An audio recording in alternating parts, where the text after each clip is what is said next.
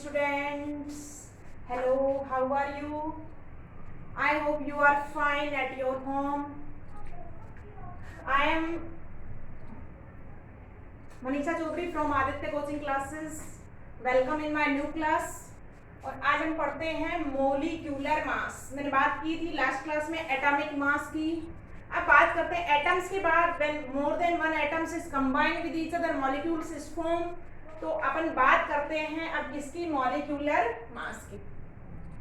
देखिए what is molecular mass. देखिए molecular mass क्या है. Molecular mass of a substance, किसी भी सब्सटेंस का molecular mass that is element और compound is the number of times the molecule of substance is heavier than 1/12 the mass of an carbon atom.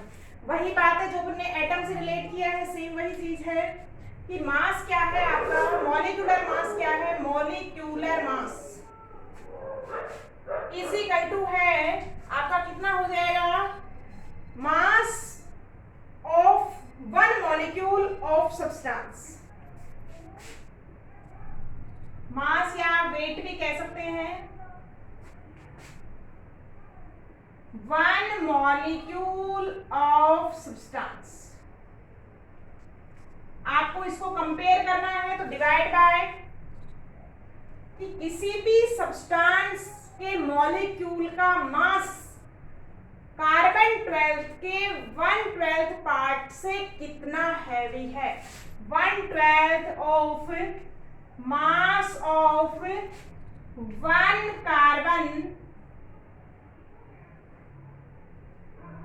12 atom. ये था आपका formula of molecular मास. बात करते हैं gram molecular mass. Next point है अपना gram molecular mass.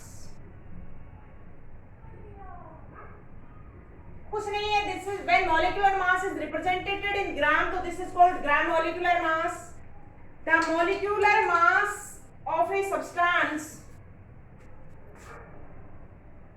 The molecular mass of a substance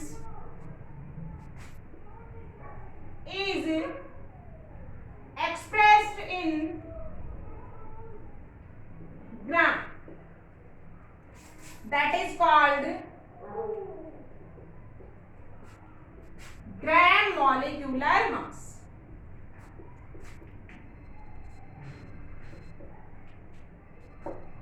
किसी भी सब्सटेंस के मॉलिक्यूलर मास को जब आप किस में एक्सप्रेस करेंगे, आप ग्राम में एक्सप्रेस करेंगे तो that is called gram molecular mass. Next, अब तो ये तो बात हो गई आपकी डेफिनेशन की. अब डेफिनेशन से काम चलेगा नहीं, आपको क्या है, calculation of the molecular mass पढ़ेंगे. तो अपना नेक्स्ट पॉइंट है calculation of molecular mass. Next point is calculation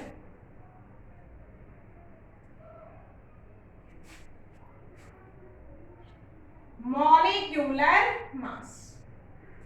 देखिएगा molecular mass of an compound, किसी भी कंपाउंड का मॉलिक्यूलर मास जो है वो आपका क्या होगा, adding the atomic mass of all the atoms present in one molecules. तो अपन बात करेंगे, एग्जांपल लेते हैं कि मॉलिक्यूल का मॉलिक्यूलर मास किसके बराबर हो जाएगा. Molecular mass equal to addition of atomic mass, addition of atomic mass of all the atoms present in a molecule.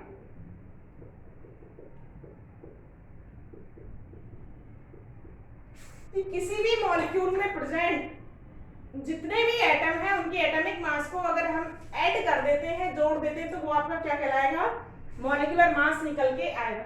देखिएगा एग्जांपल पे चलते हैं. मॉलिक्यूलर मास के लिए सबसे हमको पहले क्या पता होना चाहिए, मॉलिक्यूलर फॉर्मूला. किसी भी कंपाउंड का आपके पास मॉलिक्यूलर फॉर्मूला है तो आप उसके मॉलिक्यूलर मास की कैलकुलेशन कर सकते हैं. तो हम कुछ मॉलिक्यूलर फॉर्मूलाज देखते हैं एंड देयर मॉलिक्यूलर मास. देखिएगा मैंने स्टूडेंट, जब मैंने इनिशियल पॉइंट पढ़ाए थे, आप एक एक क्लास स्टेप बाय स्टेप देखते चलेंगे, पीछे से नोट्स रिवाइज करते हुए चलेंगे। हर एक पॉइंट, हर एक क्लास वेरी वेरी इंपॉर्टेंट है। अब जहां मॉलिक्यूलर फॉर्मूला की बात आती है तो आपको मॉलिक्यूलर फॉर्मूला राइटिंग मैंने सिखाया है, तो वहां से आप मॉलिक्यूलर फॉर्मूला देख सकते हैं। और अपन कैलकुलेट करेंगे क्या, देयर मॉलिक्यूलर मास। देखिएगा एग्जांपल नंबर फर्स्ट है अपने पास H2SO4।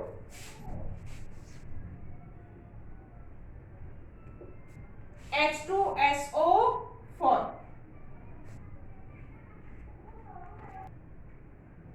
H2SO4 का मॉलिक्यूलर मास कैलकुलेट करना है। देखिएगा एक का मैं बताती हूँ कितने एटम है, 2 hydrogen atom, 1 sulphur and 4 oxygen. तो number of hydrogen equal to 2। एक हाइड्रोजन का एटॉमिक मास कितना है, इससे पहले आपको एटॉमिक मास लर्न करना होगा, तभी आप कैलकुलेट कर सकते हैं मॉलिक्यूलर मास को।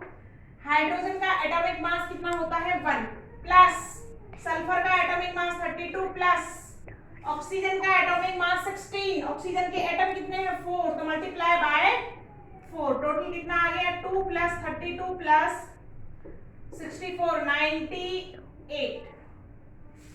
तो this is the atomic mass of H2SO4। और इसी को अगर हम ग्राम में रिप्रेजेंट करेंगे तो उसको gram atomic mass, molecular mass बोल सकते हैं। नेक्स्ट है अपने पास HNO3। कैलकुलेट कीजिए, हाइड्रोजन का 1 प्लस नाइट्रोजन 14 प्लस ऑक्सीजन का 16, एटम कितने हैं 3, तो multiply bye 3, 1 plus 4 plus 48, 63। HNO3 का कितना हो जाएगा अपने पास 63 यूनिफाइड मास। और बताइए HCl का कैलकुलेट कीजिए, हाइड्रोजन का 1 प्लस क्लोरीन का 35.5 इक्वल टू 36.5 U। तो this is the molecular mass of HCl। Next देखते हैं हम 4 नंबर ग्लूकोज का। ग्लूकोज, तो सबसे पहले हम इसका मॉलिक्यूलर फॉर्मूला देखेंगे। Molecular formula glucose C6H12O6।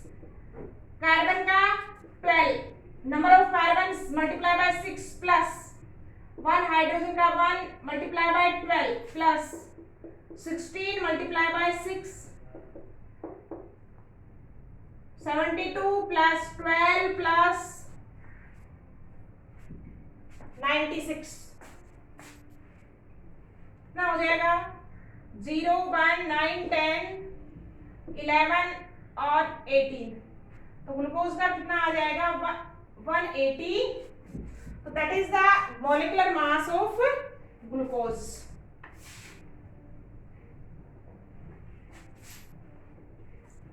Example number 5 है अपने पास CO2। कार्बन का एटॉमिक मास 12 प्लस ऑक्सीजन का एटॉमिक मास 16, एटॉमिक नंबर 2 है तो multiply by 2, 12 plus 32 equal to 44 U। Next SO2, sulphur 32 plus 16 multiply by 2 equal to 32 plus 32 64। तो this is the molecular mass of SO2। Example number 7 है H2O। Hydrogen का 1, hydrogen की संख्या कितनी है 2 plus 16 overall 18। तो this is the molecular mass of H2। तो इस तरीके से हम किसी भी मॉलिक्यूल का अगर हमको मॉलिक्यूलर फॉर्मूला पता है तो हम उसका मॉलिक्यूलर मास कैलकुलेट कर सकते हैं। एग्जाम्पल और है अपने पास C2H6।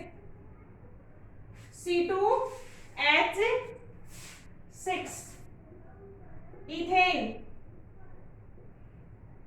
कार्बन का एटॉमिक मास 12, नंबर कितना है 2, तो multiply by 2 plus 1 multiply by 6 equal to 24 plus 6 30। तो this is the calculation of molecular mass of a molecule. आपको किसी भी कंपाउंड का अगर मॉलिक्यूलर फॉर्मूला पता है तो हम उसका मॉलिक्यूलर मास क्या कर सकते हैं, कैलकुलेट कर सकते हैं। नेक्स्ट है अपने पास फॉर्मूला मास।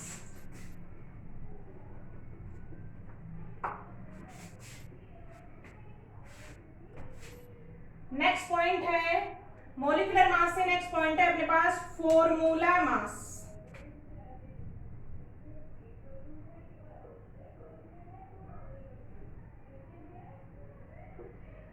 देखिएगा, in the case of ionic compound, in the case of ionic compounds, formula weight is used at the place of molecular mass.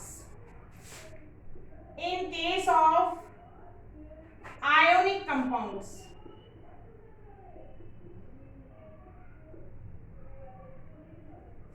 formula mass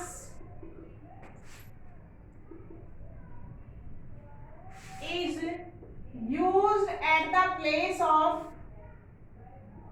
molecular mass.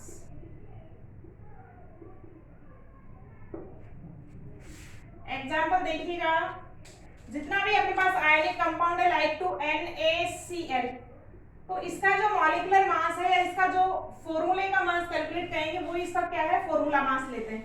Sodium का कितना हो जाएगा 23 प्लस, क्लोरीन का atomic मास 35.5, total कितना आ गया 0.58, 50.5। तो in the case of ionic compound, कोई भी अगर अपने पास आयनिक कंपाउंड है तो उसके लिए हम उसके मॉलिक्यूलर मास को क्या बोल देते हैं, फॉर्मूला मास।